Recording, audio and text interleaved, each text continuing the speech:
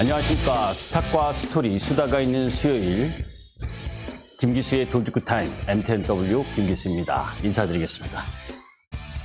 자, 오늘은 시장이 모처럼 만에 조정을 받았네요. 그죠? 양시장 1.8%씩 조정을 받은 상황입니다. 자, 우리가 안나 카레니나 법칙, 톨스토이의 소설에 나오는 문구죠. 행복한 가정은 모두 비슷하고 불행한 가정은 불행한 이유가 제각기 다르다. 이 이야기는 주식 투자에 성공하려면 많은 조건을 모두 지켜야 하고 그래야 승리 투자할 수 있고 하나라도 어기면 주시장에서 손해보는 게 다반사라는 겁니다. 주식 투자의 성공과 실패 이런 요인 부분들을 여러분들이 공부하셔야 되고 그렇지 않고 스스로의 매매 원칙을 잡지 못하면 시장에서 힘들게 된다. 자, 우리가 이제 주도 섹터를 이야기할 때 주도 섹터는 성장이 멈추면 끝난다. 이건 계속해서 여러분들께 강조드렸던 상황이죠. 98년도에 SKT 통신주가 주도 섹터를 가던 때, 그리고 2000년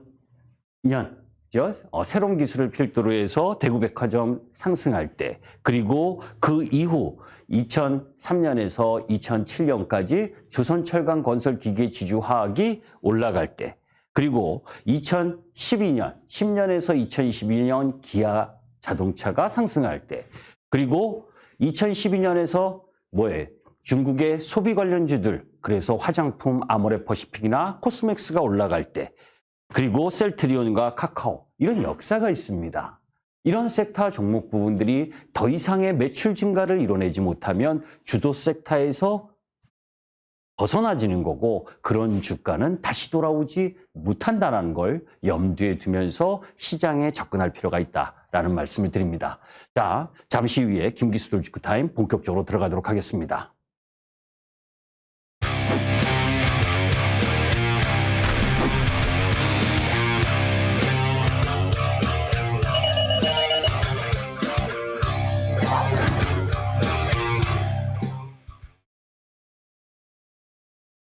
자, 미국 시장이 어제 나스닥, S&P 500 다 약세의 흐름을 보였습니다. 그중에 가장 핵심은 통화정책과 관련된 이야기죠. 그 이유가 뭡니까? 0.5bp, 3월 22일 FOMC 회의 부분에서 0.5bp를 인상할 가능성이 높다라고 하는 이야기. 거기에 오늘 발표되는 FOMC 의사록, 그리고 이번 주 금요일 발표되는 핵심 PCE 물가, 이런 부분들이 작동을 하면서 통화 정책에 있어서 추가적인 긴축에 대한 흐름 부분이 진행됐고, 그런 가운데에서 내일 우리 시장은 금통위가 열리는 상황, 금통위가 열리는 부분 중에 지금 대다수 부분에 있어서는 매파적인 금리 동결 가능성, 이 이야기는 한마디로 이야기하면 원화 가치의 하락, 그래서 환율이 상승하면서 오늘 1304원까지 올라갔고, 그러면 외국인 매수세가 들어오기가 어려운 상황. 그러면 시장은 발붙일 데가 없는 거죠. 자, 주요국 물가 시나리오 이 부분을 한번 보도록 하겠습니다. 자, 실질적으로 주요국 물가 시나리오에서 물가 구성 요소를 보게 되면 에너지나 식료품, 이거 좀 크게 좀 해주실래요?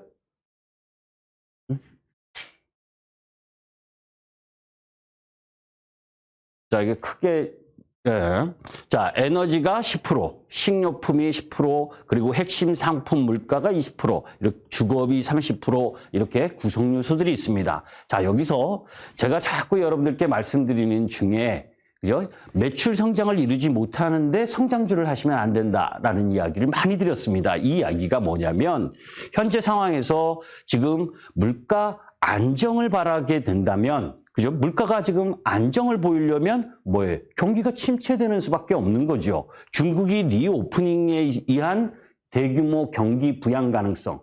3월 4일 날 양해가 시작되잖아요. 그때 대규모 경기 부양책을 사용하게 되면 물가 상승이 다시 올라갈 수 있는 우려가 있는 거고, 반대로 중국 리오프닝에도 불구하고 선진국 경기가 둔화돼야 물가가 잡히게 되는 거죠. 이런 양면의 칼을 갖고 있기 때문에 시장은 다소 부담스러워하는 겁니다. 그런 상황이 전개되니까 제약바이오나 그죠? 그동안 멀티플이 높았던 성장 섹터 부분들이 약세를 계속해서 보이는 거예요. 자, 그러면 미국 시장이 어제 하락했다고 그렇게 크게 위축이 돼서 그죠? 미국 시장에서 이야기하는 전문가들이 S&P 500이 얼마만큼 더 떨어져야 된다. 이런 내용 부분들을 또 나팔수처럼 이야기를 합니다. 그런데 그런 부분들에 또 너무 현혹될 필요도 없어요. 그건 우리가 객관적으로 봐야 됩니다. 사실 2021년 11월에 S&P 500 종목 부분들의 PER로 보게 되면 성장주가 29배, 30배, 그죠? 더 높은 것들은 100배, 200배에 거래됐죠. 우리나라 카카오도 100배가 넘게 거래됐었으니까. 그죠? 가치주는 그 당시 미국 시장에서는 16배였습니다. 지금은 주가가 내려와서 성장주가 20배, 가치주가 17배. 이 격차가 엄청나게 줄어들었다는 거죠. 그래서 더 떨어져도 미안할 정도의 가격 흐름까지 내려온 상황. 그러나 더 떨어지기가 힘들다 해서 올라갈 수 있는 힘이 세다는 이야기를 이야기하는 건 아닙니다. 그죠? 그 부분을 이해하시면서 접근할 필요가 있고 2월 23일 날 금통위의 매파적 동결 여부는 내일 지켜봐야 될 상황이고 그런 것들이 외국인들의 매도 압박을 일부 갖고 왔고 그것을 이용한 금융투자 중심의 기관들의 프로그램 매도가 집중된 오늘 하루였다. 그래서 아시아 증시에서 가장 낙폭이 큰 흐름을 보여줬죠. 자, FTSE 3월 반기 리뷰 편출입 종목. 반기 리뷰에서 편입되는 종목이 코스모화학과 금양 해서 7개 종목 부분이죠. 사실 1년에 4번 리뷰가 있습니다. 그런데 3월과 9월 반기 이 리뷰에 있어서는 편출입 종목 수가 많은데 상대적으로 그런 가운데에서의 이 FTSE 편입 부분은 수급적 요인 부분으로 작용할 부분 그런 부분들에 의한 흐름들이 진행되고 있다라고 보시면 되고 자 러시아 우크라이나 전쟁 1주년 2월 24일이었죠. 그런 가운데에서 푸틴이 미국과 핵 군축 협정을 중단하겠다는 이야기를 했고 또 반면에 미국은 나토 집단방위 공약을 경고히 하겠다. 서로 상충된 이야기를 하면서 언제 전쟁이 끝날지 모르는 상황. 그럼에도 불구하고 지금 우크라이나 재건과 관련된 부분의 모임에 있어서는 월가 JP모건이나 북네록도 참여하면서 1조 달러 추산에 약 하나로 1295조 원.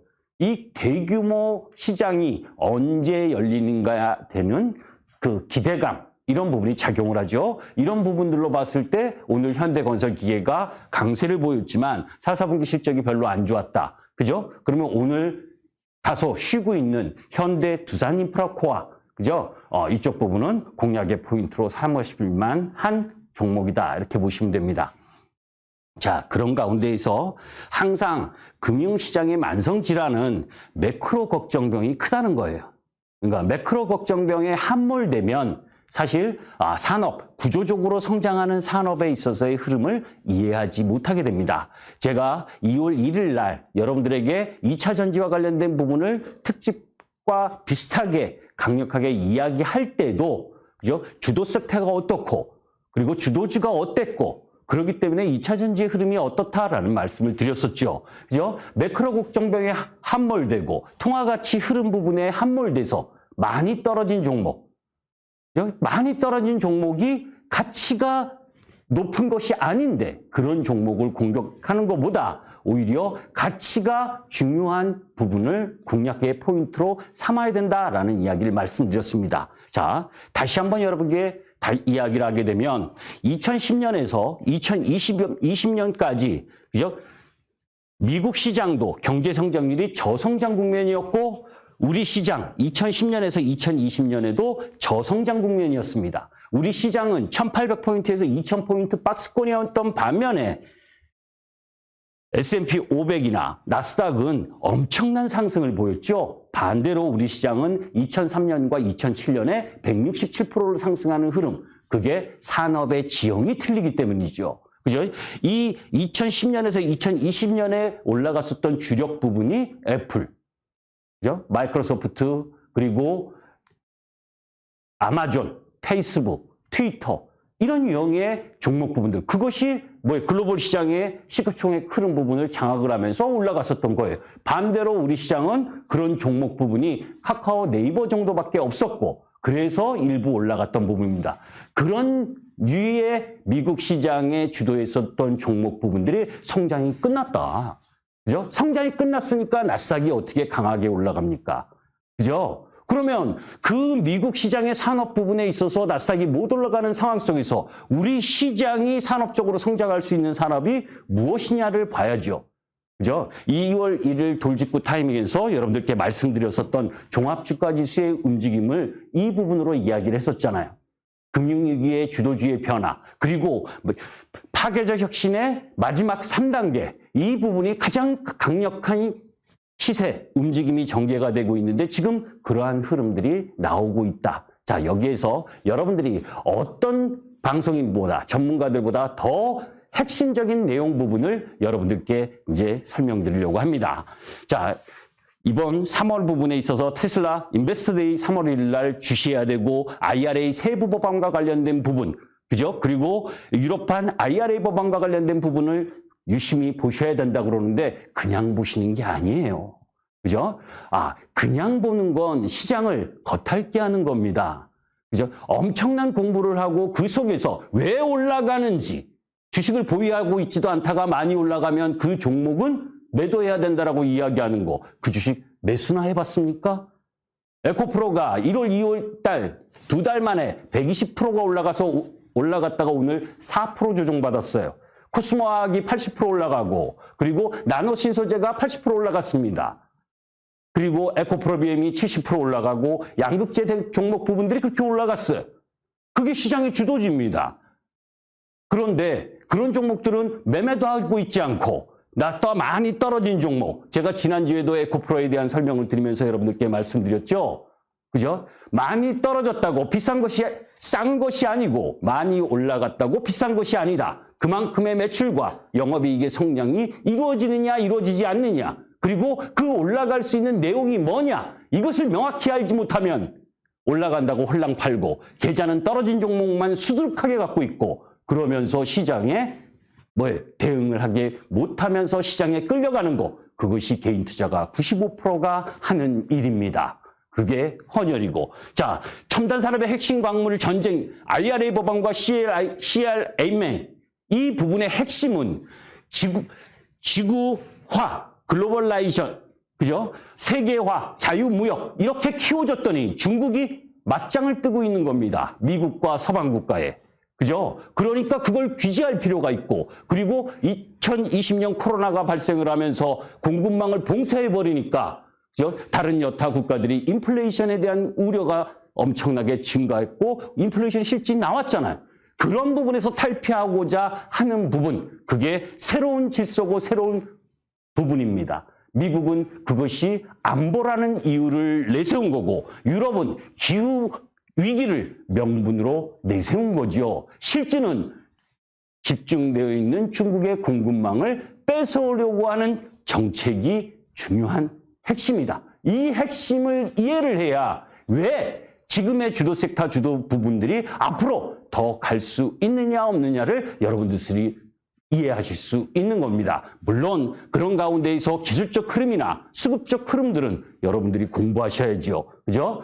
자, 유럽 핵심 원자재법 CRMA 입법 배경 아까 설명드렸었던 그런 부분이고 이미 계속해서 준비해오고 있었던 내용이에요. 유럽 핵심 원자재법의 대응 방안 부분에 있어서 미국, 유럽 쪽 라인 부분으로 보게 되면 지금 글씨가 좀 작은데 러시아, 중국, 이 필리핀 해서 콩고 민주공화국, 볼리비아, 탄자니아, 모잠비카, 남아프리카 공화국 이 핵심 국가들의 자원 부분을 활용해서 그죠? 중국이 독점하고 있는 재련 이런 부분들에서 뺏어오려고 하는 정책 그게 IRA의 본질이고 CRMA의 본질이라는 걸 명확히 인식할 필요가 있고 유럽 핵심 원자재법의 대응을 어떻게 할 거냐 이유는 결국은 광물이 부족한 국가들이 모여있는 부분이고 그 속에서 순환경제 시스템을 만들려고 하고 있고 폐배터리의 일정 부분을 의미화하려고 합니다.